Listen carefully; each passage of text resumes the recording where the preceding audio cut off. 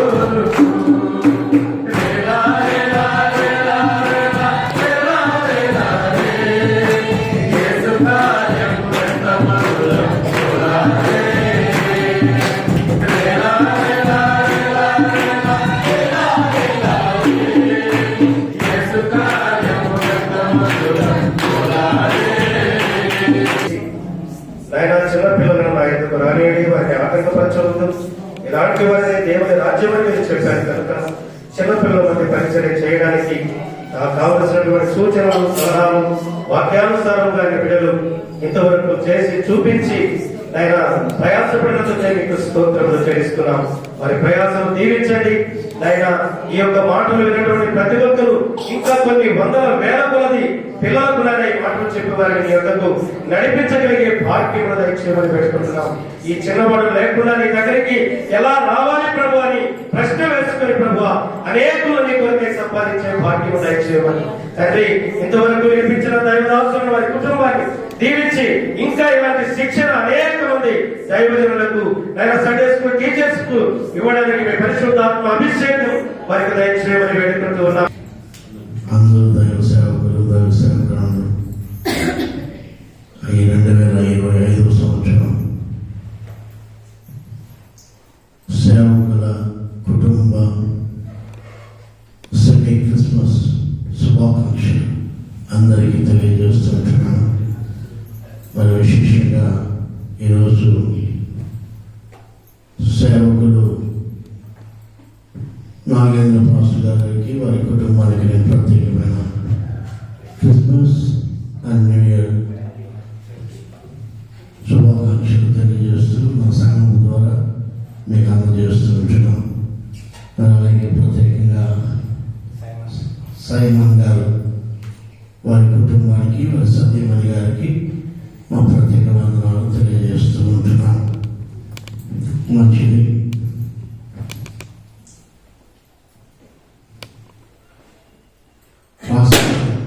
నాకు చెప్పి ఉంటే అందుకే క్రిస్మస్ చాలా చక్కగా పెట్టారు, కానీ ఈ గన్ షాట్స్ పెట్టడం అంటే బాగుండదు.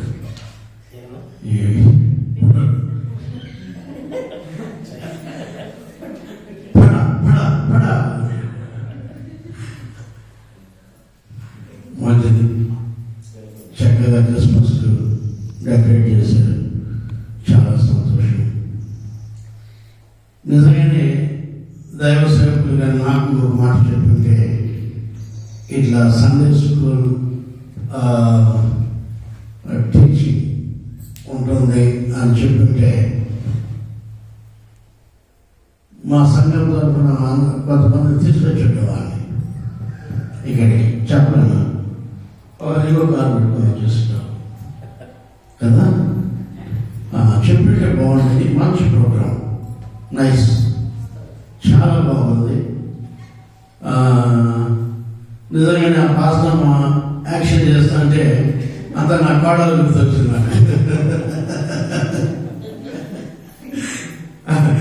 నా పెద్ద కుమారుని భార్య, ఈయన చిన్న కుమారుడు. నాకు నా పెద్ద కుమారుడు భార్య ఢిల్లీలో ఉంటారు, వాళ్ళు అక్కడ సెటిల్ అయిపోయారు. పార్లమెంట్లో వర్క్ చేస్తారు ఆమె. మరి ఇంకొక 2 జాబులు చేస్తారు అక్కడే గవర్నమెంట్. ఆ అమ్మాయి కూడా ఇట్లా యాక్టివ్గా ఉంటుంది. నువ్వు అట్లా ఏడిపించావు నాకు, దేవుడికి స్తోత్రం. మంచిగా పిల్లల దగ్గర చాలా యాక్టివ్గా ఉండి వాళ్ళను కంప్లీట్ చేసే విషయంలో కానీ, ఆ అమ్మాయి కూడా చాలా యాక్టివ్గా అన్ని విషయాలు ఉంటారు. షర్ట్స్ చేస్తుంటారు ఆమె, రకరకాల విన్యాసాలు కూడా చేస్తున్నాను. చాలా ధైర్యశాలి. నాకు ఎందుకో ఆ బిడ్డ చూపిస్తూ ఉంటే నాకు మా కోడలు గుర్తొచ్చింది. అంత అలాగే ఉంటుంది. నేను అనుకుంటున్నాను, మీకు మ్యారేజ్ అయ్యనే లేదండి? మ్యారేజ్ అయ్యనే లేదు, 8 years అయిందా మీ మిస్సెస్? ఓకే. మ్యారేజ్ 8 years అయింది దానికి. దేవుని నమస్తే. నా పెద్ద కొడుకుకి 40 సంవత్సరాల వయసు. ఆయనకు ఒక కూతురు, ఒక కొడుకు. ఈ 8 సంవత్సరాల నుంచి పాస్టర్ గారు యాక్షన్ చేయకుండా గవర్నమెంట్ అయిపోయాడు చిల్డ్రన్స్కి. కానీ స్లిమ్గా ఉన్నారు. నాకు అదే డౌట్ ఇప్పుడు. ఆ 8 years నుంచి అయ్యగారు సేఫ్ అయిపోయి ఆవిడే పెట్టేసి దేవునికి స్తోత్రం. చాలా మంచిదమ్మా, నిజంగా మంచి. పిల్లలకి అది చాలా అవసరం. అయితే ఒకటి ఏంటంటే ఈ హాఫ్ టికెట్, ఈ ఫుల్ టికెట్ అనేది చాలా డేంజర్ అయిపోయింది ఇప్పుడు. ఈ హాఫ్ టికెట్ ఫుల్ టికెట్ అనేది చాలా డేంజర్ అయిపోయింది. ఒక సండే స్కూల్ టీచర్తో నేను మాట్లాడుతుంటే, ఫస్ట్ ఇయర్ మీరు అంటే అప్పుడే వేరే విధంగా చెప్పింది కానీ టీచర్ చెప్పింది, నాకు చెప్పింది, సండే స్కూల్ టీచర్ చెప్పింది ఏంటంటే, మీరంతా హాఫ్ టికెట్ రెడీ చేస్తారు, మేమంతా ఫుల్ టికెట్ రెడీ చేస్తామని. అంటే ఫుల్ టికెట్ అంటే చిన్నపిల్లలు, హాఫ్ టికెట్ అంటే పెద్దవాళ్ళు. మనం పెద్దవాళ్ళు స్వార్థం చెప్పి సేవ చేస్తాం కదా. ఈ సండే స్కూల్ టీచర్స్ ఏంటంటే చిన్నప్పటి నుంచి వాళ్ళను తర్జుమా చేసి, వాళ్ళను తర్బీదించి, వాళ్ళని బాగా బైబిల్లో వాళ్ళను నడిపించి, ఆ వాక్యానుసారంగా వాళ్ళను ప్రోత్సహిస్తూ ఉన్నప్పుడు, వాళ్ళు పెద్దలు దాంట్లో నడిచినప్పుడు వాళ్ళు ఫుల్ టికెట్ అయిపోతారంట. నిజమే. పిల్లల్ని వాళ్ళు ఫుల్ టికెట్ చేస్తున్నారు, పాత్రలేమో హాఫ్ టికెట్ సంపాదిస్తాము.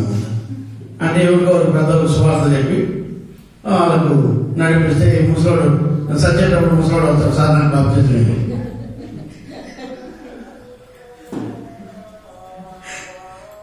నాకు బాప్తిజం ఇక హాఫ్ టికెట్గా ఏ టికెట్ అయితే. కాబట్టి మంచిదమ్మా, మంచి పాయింట్ చెప్పారు.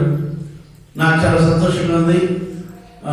నిజంగానే ఈ ప్రోగ్రామ్ ఉంది అంటే నా సండే స్కూల్ పిల్లలను ప్లస్ టీచర్స్ కూడా తీసుకొచ్చాను నేను. So thank you. మంచిదండి, చేద్దాం. షూర్, తప్పకుండా. చాలా మంచిది. ఇప్పటికే సమయం దాటిపోయింది. అన్నానికి పంపిస్తున్నారు.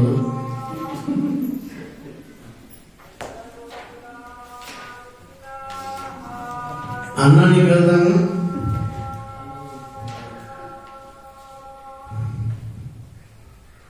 ఆహారానికి వెళ్దాము.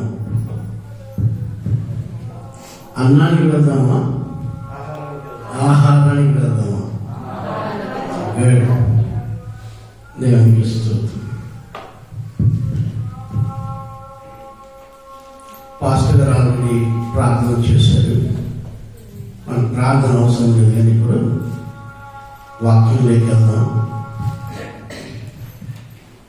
పాస్టర్ గారు నాకు పైన చెప్పలా, 3 వరకు పర్వాలేదమ్మా. 3 వరకు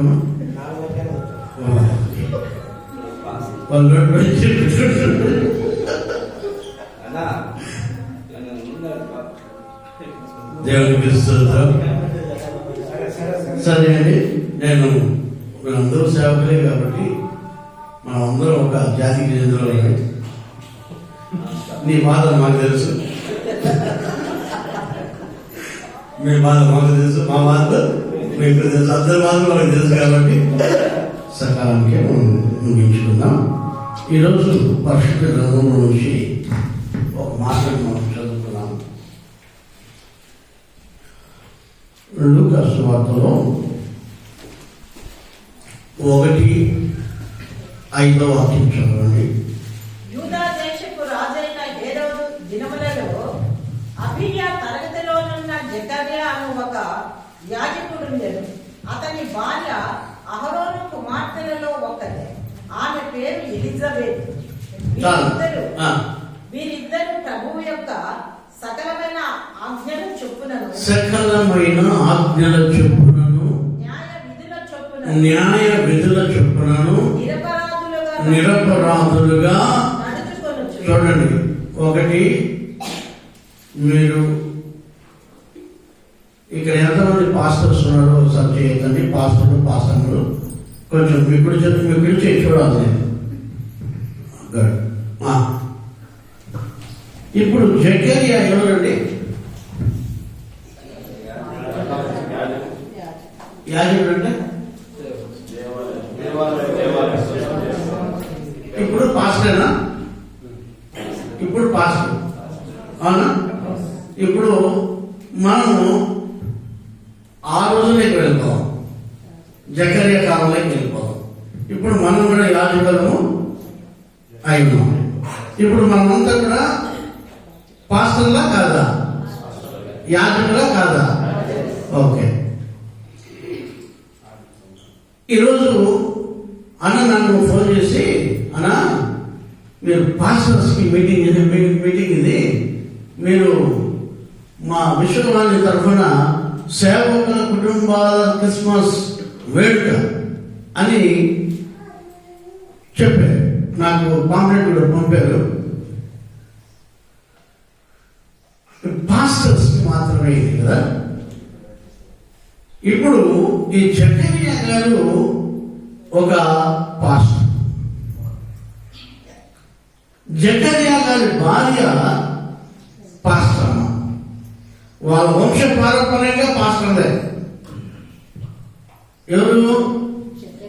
జకర్యా భార్య యొక్క వంశ పారంపర్యంగా ఆ సేవలోనే వారి పెద్దలు కూడా ముందుకు కొనసాగుతూ వస్తున్నారు. ఇక్కడ మనం చూసినట్లయితే వాళ్ళలో ఉన్న ఆ సేవకులు లేకపోతే యాజకులు, వాళ్ళలో ఉన్న కొన్ని క్వాలిటీస్, కొన్ని అర్హతలు మనము నేర్చుకోవాలి ఖచ్చితంగా. ఈ క్రిస్మస్ సీజన్లో సేవకురాలకు ఉండాల్సిన కొన్ని విషయాలు మనం తెలుసుకుంటే బాగుంటుందని అన్న నాకు చెప్పినప్పుడు ఫోన్ చేసి, అన్న మీరు ఖచ్చితంగా ఈసారి మీరు వచ్చి వాక్యం చెప్పాలి నాకంటే. నేను చాలాసార్లు వచ్చాను, ఆహ్వానిస్తే వచ్చారు. నా దగ్గరికి అన్న వస్తుంటారు, నా సంఘంలో వాక్య పరిచయం చేస్తారన్న. మంచిది. నేను మీకు ఈరోజు చెప్పాలనుకున్నది ఏంటంటే, ఒక యాజకుడు, ఒక దైవ సేవకురాలు ఎలా ఉండాలా అనేదే నేను మీకు చెప్పాలనుకున్నాను. ఈ జకర్యా అనే ఒక వ్యక్తి యాజకుడు లేకపోతే సేవకుడు, మనలా ఒక పాస్టర్ గారు. ఈ పాస్టర్ గారిలో ఉన్న ఒక మంచి గుణాలు మనకు కూడా రావాలి. పాస్టర్ అని బోర్డు వేసుకుంటే సరిపోదు మనకి, ఒక ట్యాగ్ వేసుకుంటే సరిపోదు మనకి. అన్న చెప్పాడు డాక్టర్ రెవరెండ్ ప్రదీప్ కుమార్ గారు అని. మంచిదే, నేను కాదని చెప్పను కానీ, ఎందుకంటే నన్ను మహిమపరచు వారిని నేను మహిమపరుస్తానని దేవుడు చెప్పారు. దేవునికి ప్రేమ వలన దేవుడు మనల్ని ఎందుకు ఈ భూమి పైన హెచ్చిస్తారంటే, మనం ఆయన్ను హెచ్చిస్తున్నాము కాబట్టి, మనం ఆయన్ను ఘనపరుస్తున్నాము కాబట్టి దేవుడు మనల్ని ఘనపరుస్తాడు, దేవుడు మనల్ని ఆశీర్వదిస్తాడు. ఎప్పుడు, ఎట్లా? ఇక్కడ చూసినట్లయితే వాళ్ళు జకర్యాలో ఉన్న గుణాన్ని పాస్టర్ గారు చదవండి. పాస్టర్ ఎవరైనా చదువునా? వీరిద్దరూ ప్రభు యొక్క సకలమైన ఆజ్ఞలను వీరిద్దరూ వినాలి, వినాలి. వీరిద్దరూ అన్నారా?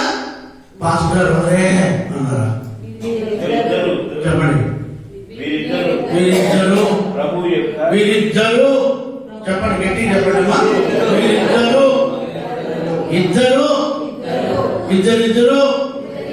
చెప్పండి. ఇద్దరు యేసు స్వామి కూడా శిష్యుల్ని సేవకు పంపించేటప్పుడు ఇద్దరిద్దరిని పంపించాడు. యోన నోవహు ఓడలేకి జంతువులన్నింటినీ తీసుకొచ్చేటప్పుడు జతలుగా తెచ్చాడంట. ఎట్లండి? ఎట్లా జత ఇద్దరు. ఓకే, ఇప్పుడు మా భార్యను తీసుకొచ్చిన పాస్టర్ వచ్చి ఎత్తండి.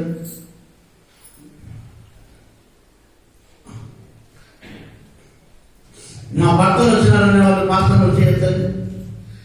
ఓకే, దేవుని స్తోత్రం. సేవకులకి ఒక హింట్, దయచేసి మీరు ఒక్కరొక్కరుగా ఎప్పుడు సేవకు పోకూడదు, కుటుంబాన్ని దర్శించకూడదు.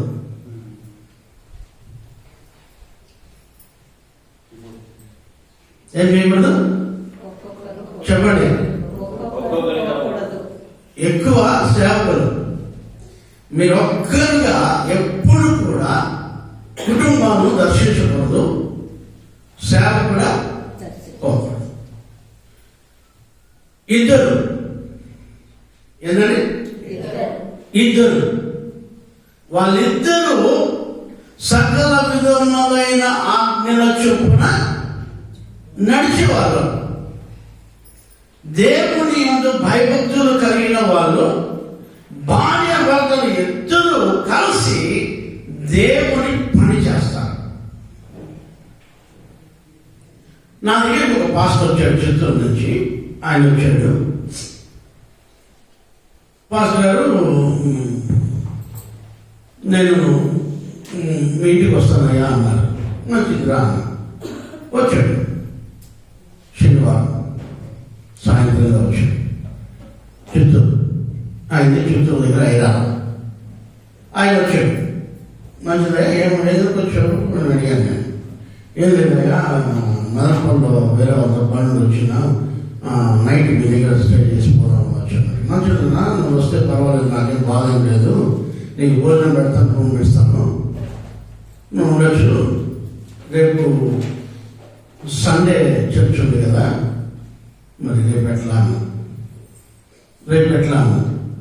మా మిషన్ చూసుకుంటారు, పాస్టమ్మ గారు చూసుకుంటారండి. యాయమ్మ గారు పాస్టమ్మ గారు చూసుకుంటారు, పాస్టమ్మ గారు చూసుకుంటారండి. యాయమ్మ గారు పాస్టర్ గారు చూసుకుంటాడు.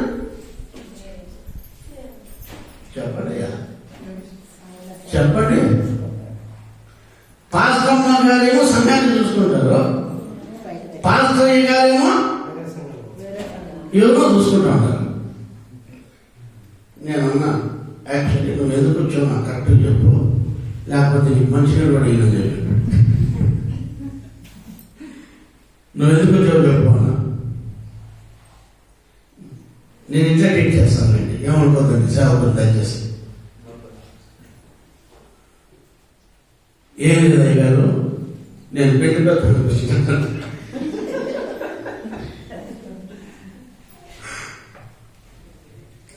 నేను మ్యారేజ్ పీరియడ్ పెట్టుకున్నాను, ఒక అబ్బాయికి పాపను చూసేందుకు వచ్చాను అని చెప్పాడు.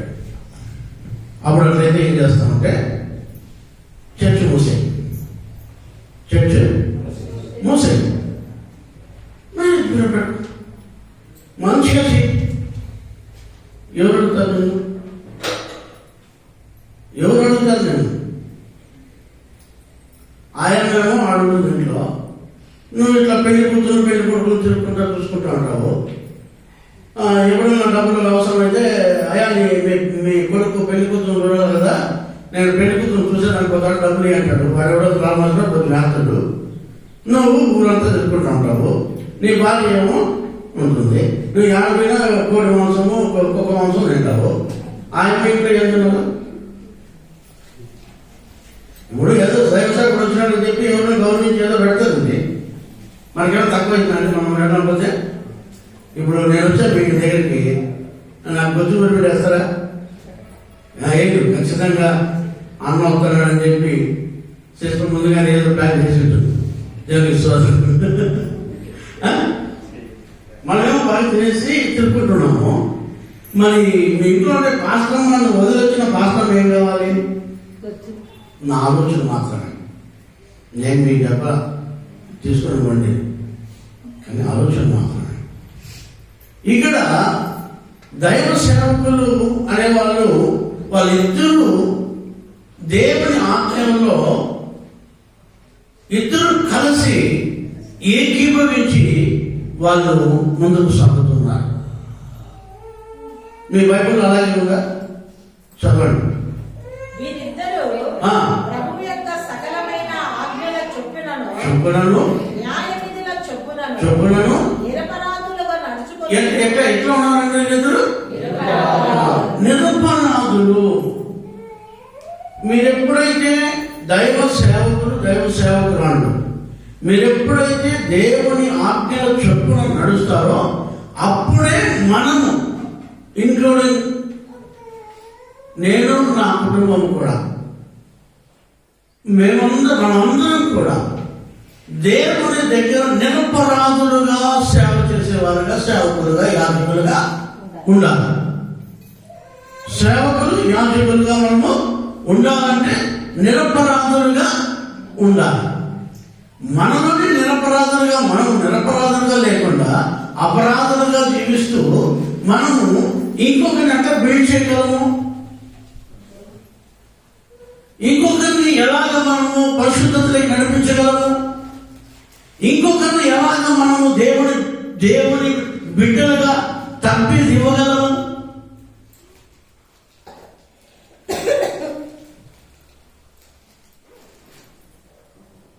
మన జీవితంలో దైవ సేవకులైన మనం అన్ని ఆజ్ఞలకు లోబడి మనము నేర్చుకోవాలి. నిజంగా ఇప్పుడు వీళ్ళు చేసిన కార్యం ఏంటంటే మనము నేర్చుకుని మన చర్చలోకి వెళ్ళి పిల్లలకి ఇలా నేర్పించాలి. ఇప్పుడు మనము నేర్చుకోకుండా పిల్లలకి ఎట్లా నేర్పిస్తాం? మనము తెలుసుకోకుండా మనం ఇంకొకరికి ఎలా నేర్పించగలం? బాగా గమనించాలి. దేవునికి ప్రియమైన వాళ్ళగా మన జీవితంలో ఒక యాజకురాలు ఖచ్చితంగా నీతిగా బ్రతకాలి, దేవుని ఆజ్ఞల ప్రకారం నడవాలి. అప్పుడే మనం అనేకులను సంపాదించగలం. అబ్రహం పాస్ వచ్చారా? మంచిది. నేను ఈరోజు మీకు చెప్తున్నాను, మంచి పోరాడి తిని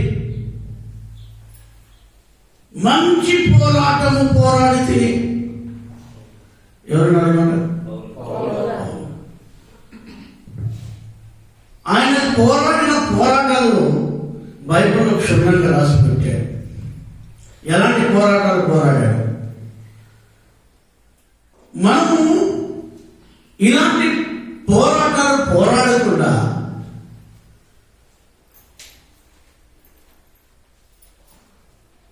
నెమ్మదిగా మన జీవితాలను మనం ముందుకు కొనసాగిస్తూ ఏదో ఒక సంస్థ వాళ్ళు మనకేదో ఒక సపోర్ట్ కొంచెం ఇస్తారు కదా, ఆ సపోర్ట్ తీసుకొని మనం ఏదో పక్కన పడుకుంటేద్దాం, ఏదో కొంచెం కాలం గడిపేద్దాం అనే సేవ కాకుండా నిజంగానే మనం దేవుని పట్ల, దేవుని ఆజ్ఞల పట్ల శ్రద్ధ కలిగి దాని ప్రకారం నడిస్తే, దాని ప్రకారం జీవిస్తే మనం నిజమైన యాజకులు. మనం రాజులము యాజకులము. ఓల్డ్ టెస్టమెంట్ లో ఈ హక్కు లేదు ఎవరికి. రాజు రాజే, యాజకుడు యాజకుడే. ఈ న్యూ టెస్టమెంట్కి వచ్చే కొందరికి ఎవరైతే యాజకులుగా ఉంటారో వాళ్ళు రాజులుగా అర్హత చేశాడు దేవుడు. ఇప్పుడు 2 in 1. మనం ఎవరండి అంటే మనకు రెండు పక్కల పొదలు ఉంది. శాసనాలు చేయగలము, శాసించగలము, ఆ శాసనాన్ని అమలు చేయగలము. మన జీవితంలో మనం మొట్టమొదటిగా దేవుని వాక్యాన్ని మనము అలవర్చుకోవాలి. మనము దాన్ని శ్రద్ధగా తీసుకోవాలి. ఇది మాత్రం మీరు మనసులో పెట్టుకోండి. లూకాసు వార్తలో 1:2 చూడండి. లూకాసు వార్త 1వ అధ్యాయము 12వ వాక్యం మనం చదువుదాం ఈసారి. జకరియా అతనిని చూచి తొందరపడి భయపడిన వాడాయను. ఇక్కడ యాజకులకు ఉండవలసిన గుణగణాలను చూస్తే జకరియా ధూప వేదిక పైన ధూపం వేయడానికి నిలబడుకున్నారు. అక్కడ అటువైపు చూస్తే గబ్రియల్ అనే దూత అక్కడ నిలబడి ఉంది. నేను వినాలి, ఈ గబ్రియల్ అనే దూత అక్కడ నిలబడి ఉన్నప్పుడు ఆ 12వ వాక్యంలో మీరు చక్కగా చదవడం మాటని విధానంగా, జకరియా అతనిని చూచి ఏమంటాడు? తొందరపడ్డాడు. ఏం పడ్డాడు చెప్పండి? ఏం పడ్డాడు చెప్పండి? తొందరపడ్డం అంటే ఏం చెప్పాలి మీరు? తొందరపడ్డం అంటే ఏం చెప్పండి? ఆయన కొంచెం నాకు సాయం చేయాలి. చెప్పండి. మీరు ఎన్నిసార్లు ప్రసంగం చేసింది వాక్యము? చెప్పండి చెప్పండి. ఓ అమ్మా, ఎన్నిసార్లు ప్రసంగం చేయటం వాక్యం చెప్పండి. ఆత్రపడమా? ఆత్రుత, తొందరపడి, ఆత్రుతకు తొందరకు. ఇక్కడ వాక్యం ఏముందంటే తొందరపడ్డాడు. మల్కచెరువులో హైదరాబాద్ బండి వచ్చి 5 గంటలకు నిలుస్తుందండి. ట్రైన్ 5 గంటలకు నిలుస్తుంది. ఈ 5 గంటలకు నిలిస్తే మీరు ఏం చేస్తారు? ఇంట్లో ముందుగానే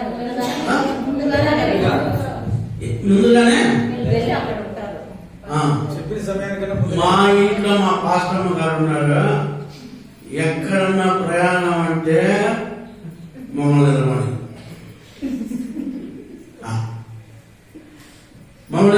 మా బాబు నిద్రపోతాడు. నాన్న లే, టైం లే. ఆయన నిద్రపోయి లేచి ఆయన నిద్రపోలేదు. అమ్మా ఇక్కడ కొంచెం సమయం ఉంది కదమ్మా, అబ్బాయి మొదటి చెప్తే అంతకంటే జన్యం ఉంది అని నేను చెప్తా ఉంటాను. టైం అయిపోయింది రేటి అంటున్నాను. మీరు బాగా ఆలోచించండి. జకరియా ఎప్పుడైతే దేవదూతను చూశాడో వెంటనే ఆయన తొందరపడుతున్నాడు.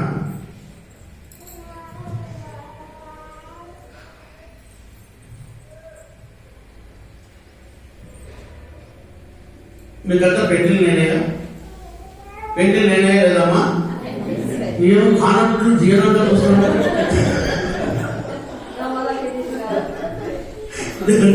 ఏమి తెలియదు దాకా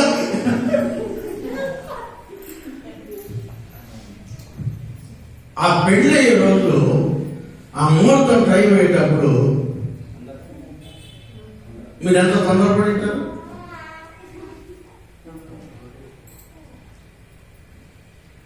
ఎంత తొందరపడతారు? ఆ పాస్టర్ బిడ్డ చేయలేదని చెప్పి నేను పెళ్లికి పోయాను.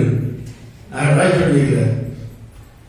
ఆ పెళ్లి కూతురు నాన్న పాస్టర్ అందరినీ బిడ్డండి బిడ్డండి బిడ్డండి అంటున్నాడు.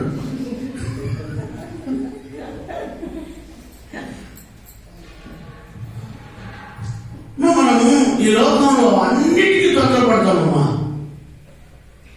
ఇప్పుడు ఆమె అంటానే భోజనం చూడ తొందరపడతాం.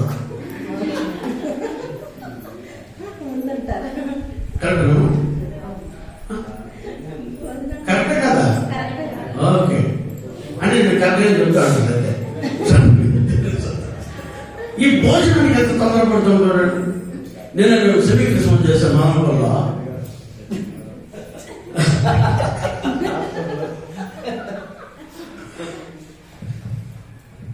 ఒక 1500 మంది వచ్చారు. వాళ్ళు కంట్రోల్ చేయలేకపోయాం మేము. నేనైతే వదిలేసి గొప్ప కూర్చున్నాక ఆ భోజనం కట్టుకెళ్తుంది. అదే మీరు పాత్రలేదు కదా, ఏం పాత్రలేదు కదా.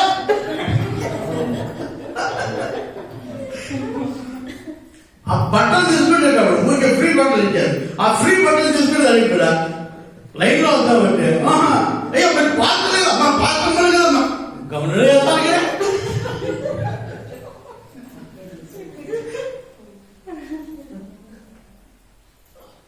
మైకులో అరిసి మా మంత్రులు పోయాయి. కానీ ఒక పాత్ర లైన్ లో వచ్చింటే ఒక పాత్ర మన లైన్ లో వచ్చింటే మమ్మల్ని మర్చిపోయి లాస్ట్ మాకు అన్నారు కూడా వాడు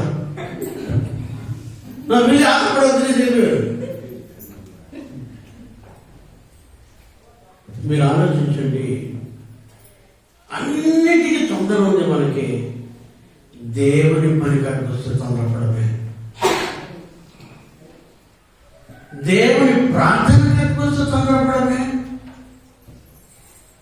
దేవుని వాక్యం కోసం తొందరపడమే, దేవుని ప్రార్థన కోసం తొందరపడమే. మా చర్చిలో 12 hours ప్రేయర్ పెట్టాము. Per day 12 hours. ఎంత తొందరపడి వచ్చారో తెలుసా బిడ్డలు? నాకే ఆశ్చర్యమైంది. వాన, వర్షాకాలం, వర్షం లేదు ఏమీ లేదు, అంతే తొందర. అప్పుడు అనుకున్నాను, ప్రభావం దీవించు ఆయన. నేను ఎందుకు ఈరోజు మీకు చెప్తున్నానంటే, మన జీవితంలో నిజంగా జకర్యా అమ్ముకుండే గుణం, ఎలిజబెత్ అమ్ముకుండే గుణం మీలో ఉంటే, పాస్టర్స్ లో ఉంటే, పాస్టర్లలో ఉంటే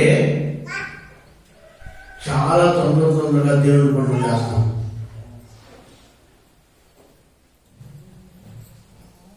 తొందరపడతాం. సమయం లేదు, సమయం కొంచెమే ఉంది. మనం తొందరపడాల్సిన సమయం వచ్చింది. ఎక్కువ తొందరపడాలి మనం. ఆ యాజకత్వం చేయడానికి ఆయన తొందరపడుతున్నాడు. నేను ఆలస్యం చేసినట్టు ఆ దూత వచ్చేసింది నా దగ్గరికి. అయ్యో నేనేమో ఆలస్యం చేస్తున్నా ధూపం వేయడానికి. జకర్యా తొందరపడుతున్నాడు. ప్రతి సేవకుల్లో, ప్రతి సేవకురాలు ఉండాల్సిన గుణం తొందర. అమ్మ తినేదాన్ని తొందరపడదండి. యాక్టివ్ ఇబ్బంది అవుతుంది.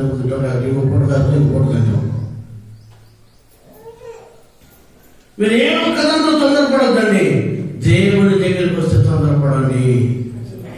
దేవుని వాక్యం కోసం తొందరపడండి. దేవుని పని కోసం తొందరపడండి. ఒక ఆత్మను రక్షించడానికి తొందరపడండి. నేనేం చేశానంటే, మామూలుగా నెలకు ఒకసారి నేను బాప్తిసాలు ఇస్తాను. నెలకు ఒక్కసారి బాప్తిసాలు ఇస్తాను. అది ఎట్లా ఇస్తానంటే, ఆ నెలలో ఒక 10 మందో 5 మందో 6 మందో విశ్వాసులు సిద్ధమవుతారు కాబట్టి నెలకు ఒకసారి బాప్తిసం ఇస్తాను. ఒకసారి నేను ఏం చేస్తానంటే, ఒక 4 సిద్ధపడ్డాను. 4 సిద్ధపడిన తర్వాత 16వ తారీఖు ఆయన వచ్చాడు పెద్దయ్య, సార్ నాకు బాప్తిసం వేయండి అని. ఆయన ఇంకొక 4 సిద్ధపడ్డారు, నెలకు ఒకసారి ఇస్తాను. ఈ నెలంతా కూడా నువ్వు ఏం చేస్తావంటే, నువ్వు సిద్ధపడిన తర్వాత ఆ నెల మొదటి ఆదివారము బల్లారాధన రోజు నేను బాప్తిసం ఇస్తానని చెప్పాను. కరెక్ట్గా బల్లారాధన అయిపోయింది. ఆయన ఇక నేను అందరికీ బాప్తిసాలు ఇవ్వాలి, బాప్తిసాలు తొట్టి దగ్గర తీసుకొని పోతున్నా. ఆ తొట్టి దగ్గర తీసుకుని పోయో ఆయన ఏం రాలేదు. ఆయన అంటే, సార్ ఈరోజు పొద్దున్న చనిపోయారు సార్.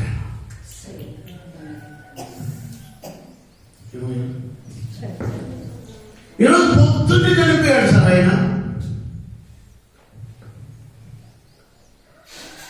నేను అక్కడే మోకాలు వేసాను. ప్రభా నా తప్పు క్షమించు ఆయన. ఆ ఆత్మ కోసం ఆయన అడిగినా కూడా నేను నిర్లక్ష్యం చేసిన ప్రభా నన్ను క్షమించు నాయన. ఈ రోజు నుంచి నెలకు ఒకసారి కాదు, ప్రతిరోజు బాప్తిసం ఇస్తున్నాను ప్రభా. ఎప్పుడు ఆత్మ వచ్చి నాకు బాప్తిసం కావాలంటే అప్పుడు ఇచ్చేస్తాను. లాస్ట్ మంత్ 2 నెలల ముందు ఒక ఆయన తిరుపతి నుంచి వచ్చాడు. ఒక 22 ఏళ్ల వయసు కలిగిన ఒక ఎవరు వస్తుంది. రాత్రి 12 సార్ నాకు బాప్తిసం కావాలి సార్ అన్నాడు. రాత్రి 12 బాప్తిసం ఇచ్చి పంపించింది.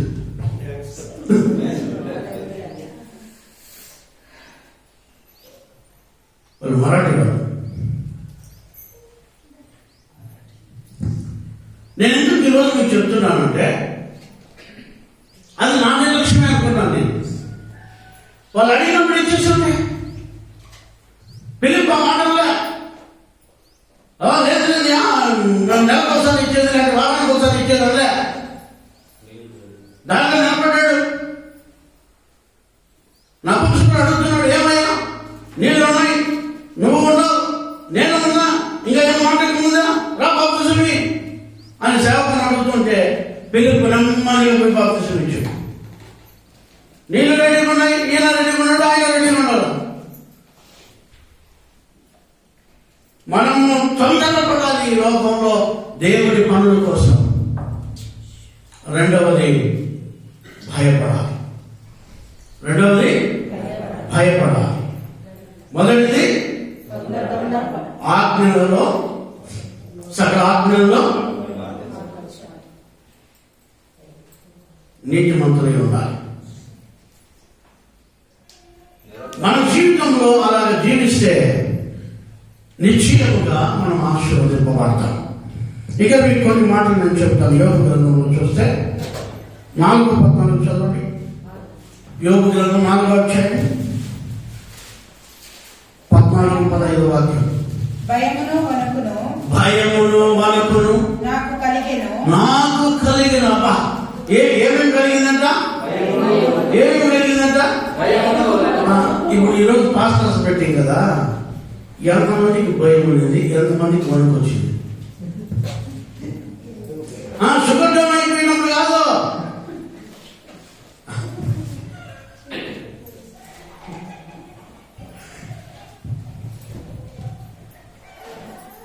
నిజంగానే దేవుడి పనులంటే భయం ఉండాలి, వణుకు ఉండాలి, భయంతో చేయాలి. నా చర్చలో ఎవరు వస్తున్నాడు, వాళ్ళు ఏంటంటే వర్క్ చేస్తున్నాడు. నేను ఒక చోట కూర్చున్నాను. ఒక చోట కూర్చొని చూస్తాను సీసీ కెమెరా. వాళ్ళు ఏం చేస్తాను కొంతమంది పిల్లలు ఉన్నారు, ఎవరు వస్తారు పిల్లలు, వాళ్ళు ఏం చేస్తారు, ఇక పోతారు చేసేస్తారు. మళ్ళీ ఎందుకు అనుకుంటారు, ఇంకేం చెప్పారు అసలు ఏం చేయాలి, ఇంకేం మర్చిపోయినా మళ్ళీ ఆగిపోతారు, మళ్ళీ ఇక్కడ చూస్తారు, మళ్ళీ ఆగిపోతారు. నేను దేవుడు స్తోత్రం చెప్తూ ఉంటాడు, ప్రభా ఇట్లా బిడ్డలు ఇచ్చినందుకు స్తోత్రం అని. ప్రైజ్ ది లార్డ్, హల్లెలూయా. అయ్యా మన జీవితంలో